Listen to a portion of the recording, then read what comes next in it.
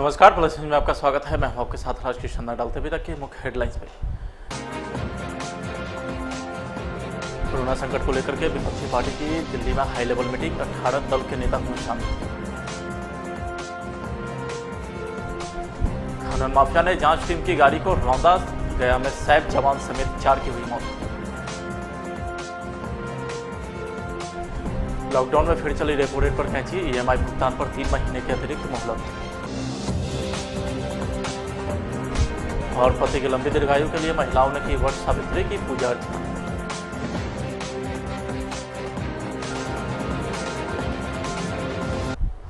अब खबरें विस्तार से।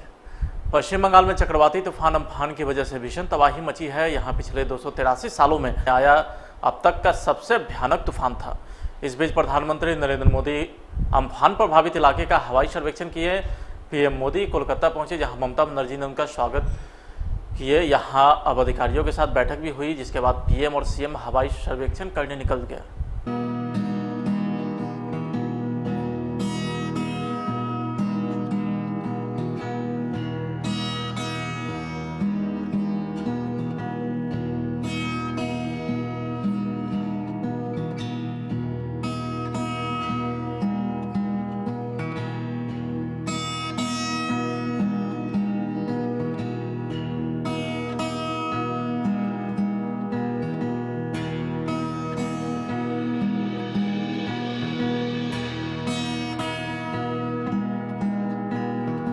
कोरोना संकट को देखते हुए मोदी सरकार ने करीब 21 लाख करोड़ के आर्थिक पैकेज का ऐलान किया था। देश के सामने इस पैकेज का ब्यौरा वित्त मंत्री निर्मला सीतारमण रख चुके हैं। अब आरबीआई गवर्नर शक्तिकांत दास ने रेपो रेट कटौती का ऐलान किया है। इस कटौती के बाद आरबीआई की रेपो रेट 4.40% से घटकर 4% हो गई है। इसके साथ ही लोन की किस्तें देने पर 3 महीने की अतिरिक्त छूट भी दी गई है। I would like to begin with a quote from the father of the nation, Mahatma Gandhi, and I quote, "It is when the horizon is the darkest and human reason is beaten down to the ground that faith shines brightest and comes to our rescue. As a nation, we must have faith in India's resilience and capacity to overcome all odds. COVID-19, a virus of the size of 0.12 microns, has crippled the global economy with more than 300,000 dead and economic activity across the world stalled." Corona संकट से देश में बने हालात को लेकर के विपक्षी दलों की बड़ी बैठक हुई है।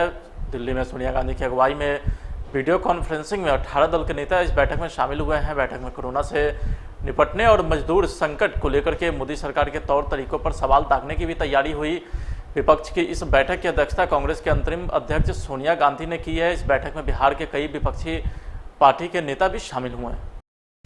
कोरोना महामारी को केंद्र सरकार ने राशन कार्डधारियों को 5 किलो चावल और 1 किलो दाल मुफ्त में देने की घोषणा के आलोक में उपभोक्ता के बीच अप्रैल माह में पीडीएस दुकान से 5 किलो प्रति यूनिट दिया गया था, लेकिन दाल नहीं दी गई थी। तो वहीं मई माह में उपभोक्ता को घटिया किस्म का अरवा चावल और सड़ा हुआ दाल वितरण हेतु पीडीएस दुकानदार से कार्डधारी को दिया गया, जिसके कारण पीडीएस दुकानदार पर उपभोक्ता के द्वारा घटिया दाल देने का आरोप लगाकर जमकर आक्रोश प्रकट किया। 1 जून से 200 ट्रेनों को चलाए जाने का ऐलान करते हुए रेल मंत्री पीयूष गोयल ने कहा है कि अब भारत को सामान्य हालत की तरफ ले जाने का वक्त आ गया है। उन्होंने बताया कि बहुत जल्द रेलवे के काउंटर से भी टिकट देने की शुरुआत कर दी जाएगी। फिलहाल आईआरसीटीसी के जरिए टिकट बुक हो रही है। शुक्रवार से कॉमन सर्विस सेंटर पर भी टिकट मिलने लगेगा। राजधानी शुरू की थी और 1 जून से अब लगभग 200 ट्रेनें जो देश के भिन्न भिन्न राज्यों से अलग अलग जगह, तो एक प्रकार से cross country 200 non AC train की सूची कल जारी कर दी गई है। उसकी बुकिंग आज सुबह 10 बजे से प्रोग्रेसिवली बढ़ाते जा रहे हैं। अब लगभग 75 ट्रेनों की बुकिंग शुरू हो गई है और ट्रेनें जोड़ते जाएंगे। जो नॉर्थ की तरफ जाती है, नॉर्थ ईस्ट की तरफ जाती है, पश्चिम बंगाल, उड़ीसा और वहां से गुजरते हुए आगे नॉर्थ ईस्ट में जाती है, उन ट्रेनों की बुकिंग हमने शुरू नहीं की है, क्योंकि हम चाहते हैं कि वहां थोड़ी स्थिति सामान्य हो जाए, वहां के लोगों को इंटरनेट की सुविधा रिस्टोर हो जाए, उसके बाद वहां की बुकिंग शुरू करेंगे। साथ ही साथ अभी तो ये ऑनलाइन बुकिंग शुरू की है। अगले चरण में जो कॉमन सर्विस सेंटर्स हैं देश भर में अलग अलग जगह पे, लगभग 1,70,000 कॉमन सर्विस सेंटर्स रेलवे की बुकिंग करते हैं। कल तक हम उन सब में भी बुकिंग शुरू कर देंगे। भारतीय रेल ने 1 जून से चलने वाली 200 ट्रेनों के टिकट अपने काउंटर से देने की शुरुआत भी कर दी है। शुक्रवार सुबह से कई रेलवे काउंटर पर लोग सुबह से ही टिकट के लिए पहुंचने लगे। कई लोग तो सुबह 3:30-4 बजे से ही पहुंचना शुरू हो गया। नई दिल्ली रेलवे स्टेशन के बाहर ऐसे कई लोग थे जो तड़के यहां लाइन लगने पहुंच गए थे। कुछ लोगों ने बताया कि गुरुवार रात टीवी पर खबर देखने के बाद वो तड़के यहां सुबह पहुंचे थे।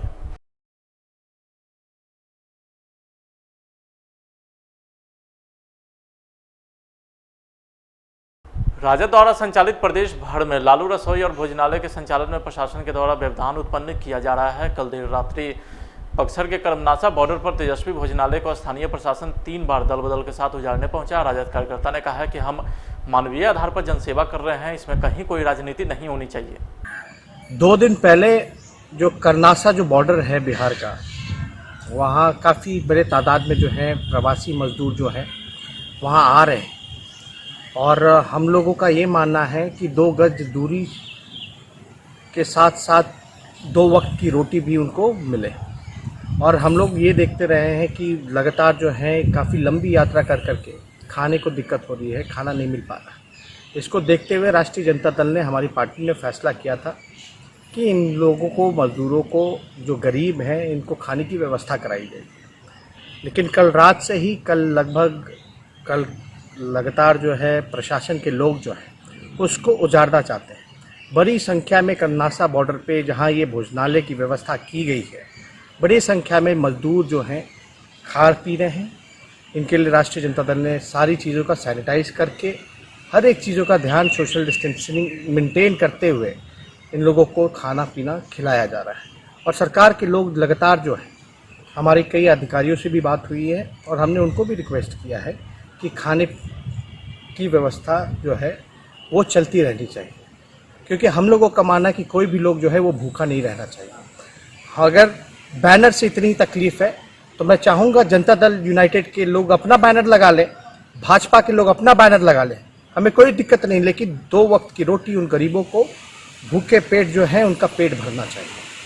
और हम यही सरकार से हाथ जोड़ करके अपील करते हैं कि उसको उजाड़े ना, भले ही बैनर बीजेपी का लगा लो या जेडी को लगा लो, लेकिन वो भोजनालय को चलते रहना देना चाहिए।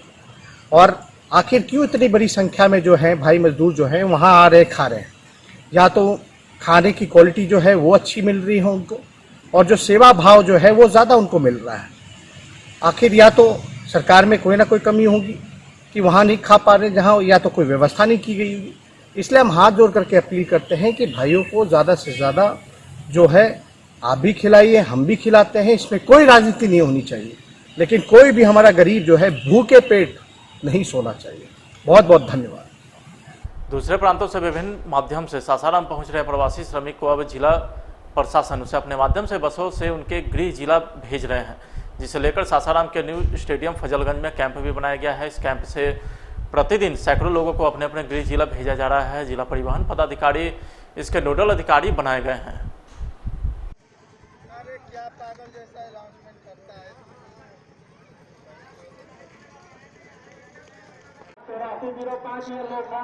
राजपुर काराकाट विक्रमगंज सब कुछ है, खाली देखी जी करवाई।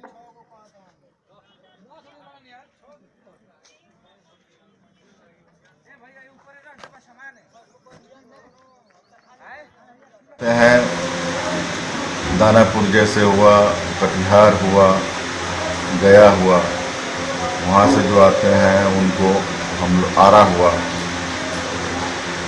तो वो लोग भेजते हैं रोहतास जिले के सभी हमारे श्रमिक व्यक्तियों को, तो हम उनके क्वारंटाइन सेंटर पर भेज देते हैं, संबंधित प्रखंडों के क्वारंटाइन सेंटर पर। और ट्रेन जो आ रही है, ट्रेन में इस जिले के बहुत कम ही लोग रहते हैं, अन्य जिलों के लोग रहते हैं, उनको भी हम लोग अपने यहाँ जो बसें अधिकृत किए हैं उसके द्वारा भेज देते हैं। जैसे आरा हुआ, गया हुआ, औरंगाबाद हुआ, खगड़िया, कटिहार।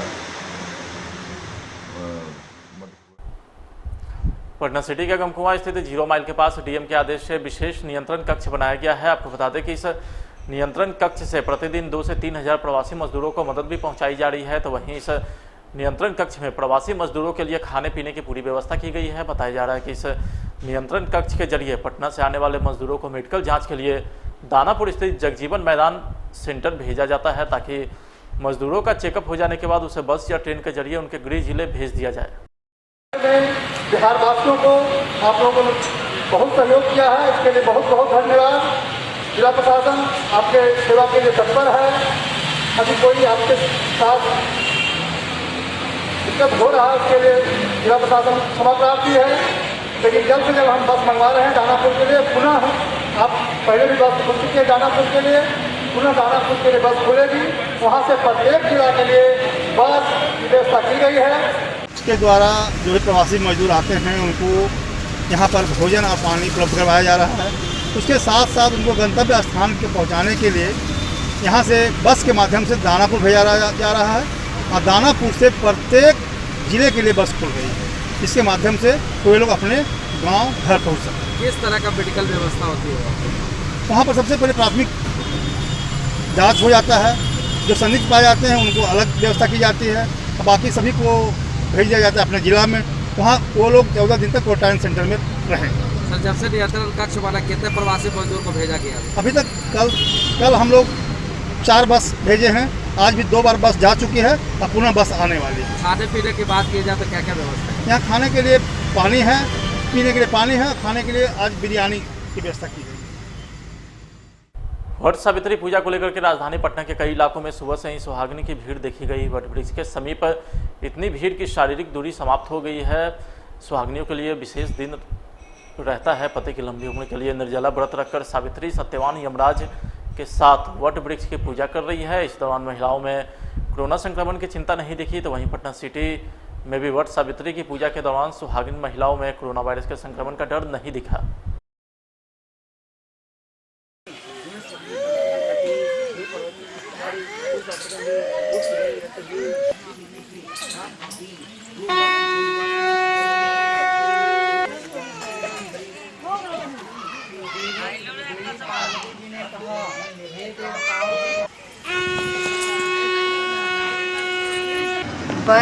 वट सावित्री का व्रत अपने पति का लंबी आयु के लिए किया जाता है।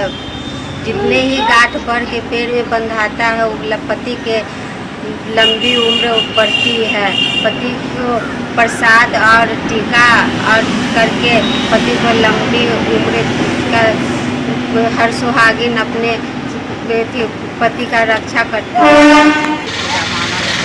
हम लोग बहुत अच्छा मानते हैं। पति के लिए बाल बच्चा के लिए व्रत किया जाता है, इसीलिए हम लोग करते हैं। आप बताइए। सावित्री पूजा करते हैं। पति की लंबी उम्र के लिए किया जाता है। सावित्री पूजा इसको कहा जाता है। पति की लंबी उम्र के लिए हम लोग व्रत रखते हैं और 16 श्रृंगार करके इसका व्रत पूरा करते हैं। फल, अच्छा सिंदूर, फूल, माला सब चीज़ से इसका पूजन करते हैं। कि पंखा का क्या महत्व है? पंखा से ये बड़ भगवान को हौका जाता है, यदि ठंडाया जाता है, ठंडा रखने के लिए। तो पति भी इसलिए ठंडे रहते हैं। क्या नाम है आपका? नाम क्या हुआ?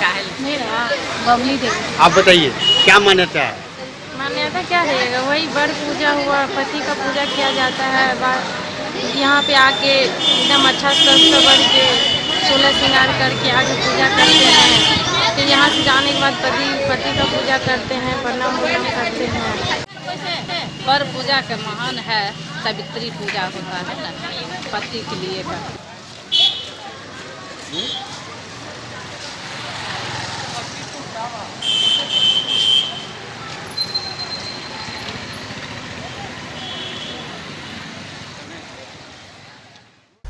सासाराम में भी लॉकडाउन के बीच महिलाओं ने वट सावित्री की पूजा अर्चना की। इस दौरान कोरोना वायरस का प्रभाव भी इस पर्व पर देखा गया। बहुत कम संख्या में महिलाएं घर से पूजा अर्चना के लिए बाहर निकली। इस दौरान भी महिलाएं पूरी तरीके से एहतियातन बरतती देखी गई। पौराणिक कथा है कि पतिव्रता सावित्री ने सत्यवान के लिए यह पूजा अर्चना की थी। उसी समय से यह परंपरा चली आ रही है।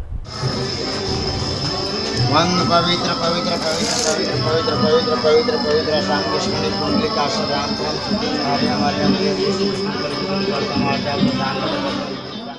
सावित्री की थी, अपना सत्यवान के लिए सावित्री व्रत आपके पति को लंबी आयु के लिए दीर्घायु हो, इसीलिए उसी समय से चर्चा होने लगा। आपकी लंबी आयु के लिए पति के लिए लोग सावित्री व्रत के तरह सावित्री व्रत करते हैं लोग। क्या नाम पड़ेगा आपका? मंजूश्री। भाग के लिए करती है तो हमारा सौभाग्य बने रहे, इसी के लिए ये अपना सावित्री का व्रत करती हैं। हमारा पति पुत्र सौभाग्य बना रहे, इसकी उपासना करती हैं। क्या नाम पड़ेगा आपका? जी, क्या नाम पड़ेगा आपका? हमारा नाम जनार्दन तिवारी है। राष्ट्रीय जन संभावना पार्टी के राष्ट्रीय अध्यक्ष उपेंद्र सैनी ने कहा है कि दूसरे प्रदेशों से प्रवासी मजदूर बड़ी संख्या में बिहार लौट रहे हैं। सरकार के द्वारा जिला में, प्रखंड में, पंचायत में, स्कूलों में उसके लिए क्वारंटाइन सेंटर भी बनाया गया है और उसे 14 दिन रखने का प्रावधान है, जिसके लिए बिहार सरकार के द्वारा प्रवासी के लिए खाने पीने, रहने, मास्क की व्यवस्था का प्रावधान है। लेकिन पूरे बिहार में प्रवासी मजदूरों को 1 या 2 दिन रखा जाता है, जिसके बाद उसे वहां से भगा दिया जाता है। वैश्विक महामारी कोरोना के चलते पूरे बिहार में लॉकडाउन की स्थिति है, लेकिन इसी बीच पूरे बिहार से लूट, मार, हत्याएं आए दिन होता रहता है। खास तौर पर कल के ही दिन प्रभात साइकिल वाले को अपराधियों ने गोलियों से भून दिया, लेकिन यहाँ की प्रशासन मूक दर्शक बनकर देखती रही। यानी ये सब नीतीश कुमार के कुशासन का परिणाम है।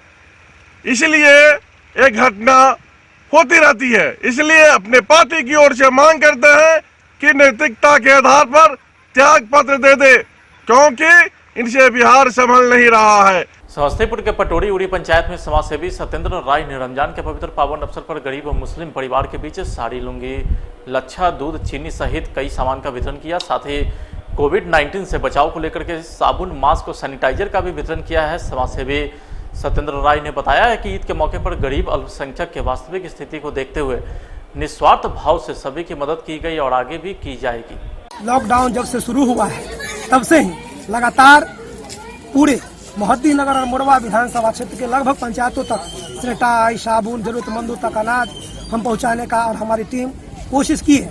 उसी कड़ी में अब मुसलमान भाइयों का यह रमजान महीना, पवित्र महीना और फिर ईद है, तो ईद में स्वाभाविक है कि जरूरत से ज़्यादा अपने आर्थिक स्थिति को देखते हुए लोग खर्च करते हैं और लॉकडाउन की वजह से रोजी रोटी भी बंद है। तो हमने सोचा कि ईद के अवसर पर मुसलमान भाई अपने पड़ोसी भाइयों तक मैं सेवई, चीनी, दूध, कपड़ा, सैनिटाइज, साबुन और मास्क पहुंचाऊं, ताकि कोरोना का भी प्रचार प्रसार हो, कैसे लोग रहे, और साथ साथ ईद भी इन लोगों को मनाने में हम भी थोड़ा सा सहयोग कर दिए हैं, जिससे कि इन लोगों को अच्छा लगे। और हमारा हिंदुस्तान सब धर्म संपन्न है और कहा भी गया है कि रोटी का कोई धर्म नहीं होता, रोटी का कोई मजहब नहीं होता है। और क्या करना सरकार है? की तरफ से सहायता कुछ भी नहीं है, सरकार की तरफ से न सहायता कुछ भी नहीं है। वो राशन वाला एक बार राशन दिया है, उसके बाद राशन वगैरह भी नहीं है, न पैसा है न कुछ भी है। और हद तो यह है कि यहाँ का विधायक आज तक इस इलाके में, इस गांव में, इस वार्ड में कभी आज तक हम लोगों के करीब आया नहीं और मिला नहीं। लॉकडाउन क्या मतलब कि जब से यहाँ के विधायक बने या संसद बने हैं, ये दोनों का दोनों मतलब निकम्मा, बिल्कुल गलत आदमी इस यानी कि विधानसभा के में हुआ विधायक, इसलिए हम लोगों को तो कोई फायदा है नहीं। तो यहाँ हाँ, ये सत्येंद्र राय आज जो कुछ भी कर रहे हैं, एक इंसानियत को जगह, एक मुकाम दे रहे हैं कि इंसानियत क्या चीज़ है। इसी वक्त मतलब ऐसे ही वक्त में एक दूसरे का मददगार, हमदर्द होना चाहिए। कहीं ना कहीं ये धन्यवाद के पात्र ये बिल्कुल है, शुक्र हम तमाम लोग इनके शुक्रगुजार हैं। क्या नाम है आपका? मेरा नाम नसीम हैदर खान है। कौन जगह है? ये शाहपुरुंडी है, 1 नंबर वार्ड। नहीं मनाया जाएगा और पर्व त्योहार है वो तो हमेशा भूखे प्यासे तो बनाने ही होगा, क्योंकि ये धर्म का काम है और धर्म तो छूटता नहीं है, भूखे हो या प्यासे। ऐसे भी तो रोजा चल रही है, रोजा में आदमी भूखे प्यासे रहते हैं, शाम को थोड़ा बहुत कुछ मिलता है तो खा पी लेते हैं, और नहीं तो सुबह साहब ये फका फंसी होता है। फंका होता है, दिन रात फंका खांसी होता है, न कपड़ा पहनने के लिए न कपड़ा है, न समय से ईदगाह जाने के लिए पॉकेट में पैसा है, ईदगाह जाए और ये कहें बदलो। तो बच्चे लोग तो ईद में आप लोग कपड़ा देते हैं काफी धूमधाम से, इस बार? जी जी, इस बार नहीं होगा। इस बार बच्चे लोगों को कपड़ा उपड़ा लगता नहीं मिला, न मिलेगा, न हुआ है, क्योंकि कमाई नहीं तो कपड़ा लगता मिलेगा कैसे। अच्छा, एक चीज है, ये अभी समाज सेवी के द्वारा जी आप लोग के बिरादरी में जो दूध सेवई और सैनिटाइज कपड़ा जो बंटवाया जा रहा है, जिन्होंने बंटवाया था, उनके बारे में क्या कहेंगे? वो तो सही है, अगर इसलिए बंटवाया जा रहा है तो वेलफेयर है, वो तो समाज का भलाई है। समाज का एक बड़ा कर्तव्य होता है कि अपने पड़ोसियों को दुख में मुसीबत में पड़ोसियों के साथ है, या अभिभावक हो या एडवोकेट हो या कोई भी हो, माननीय जो महोदय है वो सबका ये काम है कि गरीबों को सहायता करना, गरीबों को मदद करना। ये तो लेकिन किसी पार्टी से नहीं है चाचा, ये तो सेल्फ है ना जी, तो सेल्फ है, अच्छी बात है। वो भी तो वो कोई भी तो करता है ना सर। मेरे कहने का मतलब कि गवर्नमेंट करे या पब्लिक करे, पब्लिक का सहयोग हो रहा है वो भी अच्छा है। गवर्नमेंट की तरफ से क्या क्या सहायता मिली है? यहाँ हिंदी के शाहपुर में गवर्नमेंट को कुछ नहीं मिला, वही क्या सब। अच्छा, गवर्नमेंट की तरफ से कुछ नहीं मिला है और आम पब्लिक जो समाज सेवी है वो कर रहे हैं, उनके बारे में सर क्या? तो बहुत अच्छा वेलफेयर कर रहे हैं, बहुत अच्छा। अगर समाज सेवा कर रहे हैं धन्यवाद का पात्र है, धन्यवाद का पात्र है। अगर वो ऐसा करते हैं तो धन्यवाद का पात्र है और बहुत अच्छा वेलफेयर।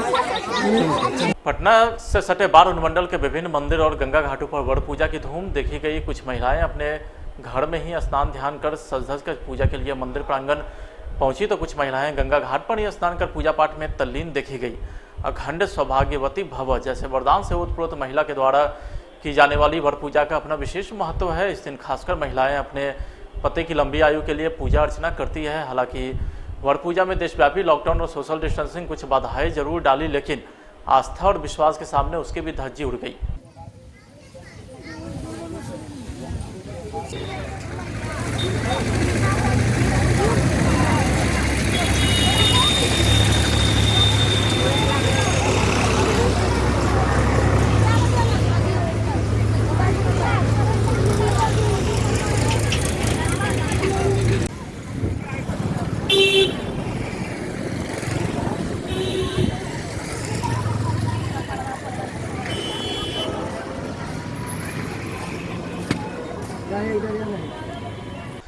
बिहार के गया में खनन माफिया ने जांच टीम की गाड़ी को कुचल दिया है। इस घटना में खनन विभाग की ड्यूटी पर तैनात 2 होमगार्ड जवान, 1 सैक जवान और विभाग के निजी ड्राइवर की मौत हो गई है। घटना गुरुवार देर रात की है। घटना को अंजाम देने के बाद हाईवा का ड्राइवर ट्रक छोड़कर फरार हो गया है। हादसा जिले के पंचानपुर थाना के गया टिकारी मार्ग के धर्मशाला के पास हुई है। घटना की सूचना के बाद खनन विभाग के वरीय अधिकारी के साथ ही एसएसपी राजीव मिश्रा और कई पुलिसकर्मी मौके पर पहुंचे और सभी शवों को पोस्टमार्टम के लिए एनएमसीएच भेज दिया। पटना में 296 पुलिसकर्मी का तबादला कर दिया गया है। पुलिस मुख्यालय की ओर से ट्रांसफर ऑर्डर जारी कर दिया गया है। पुलिस मुख्यालय की ओर से जारी आदेश के मुताबिक 296 पुलिसकर्मी का तबादला किया गया है। ये सभी पुलिसकर्मी पटना जिले में पोस्टेड हैं। तबादले की लिस्ट में सिपाही, डीपीसी और पीटीसी शामिल हैं। जोनल आईजी की अनुशंसा पर सभी का तबादला किया गया। फिलहाल आज के बुलेटिन में इतना ही। आप देखते रहिए प्लस न्यूज़। नमस्कार।